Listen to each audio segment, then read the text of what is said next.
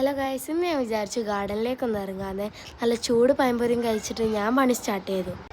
First തന്നെ നല്ല ചെറിയ സപ്പോട്ടകളാണ് കേട്ടോ.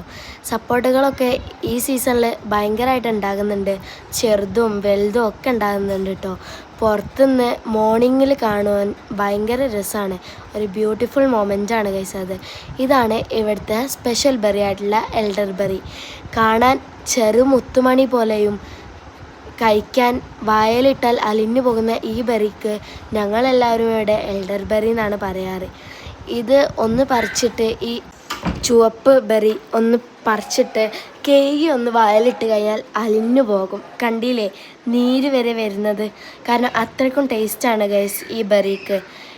ഞങ്ങൾക്കെല്ലാവരും ഈ ബെറി ഇവിടെ ഭയങ്കര ഇഷ്ടമാണ്. അതുമാത്രമല്ല ഈ ബെറി ഭയങ്കര റെയറുമാണ്. പിന്നെ ഇത് മിറാക്കിളാണ് ഗൈസ്. വയലിട്ട് കഴിഞ്ഞാൽ നല്ല വെള്ള നിറത്തിൽ മാറുന്ന ഒരു മിറാക്കിൾ ഫ്രൂട്ട്. പിന്നെ ഇത് ചക്കപ്പഴമാണ്. ഒരുപാട് വലുതും ചെറുതും ഒക്കെ ഉണ്ടായിട്ടുണ്ട്.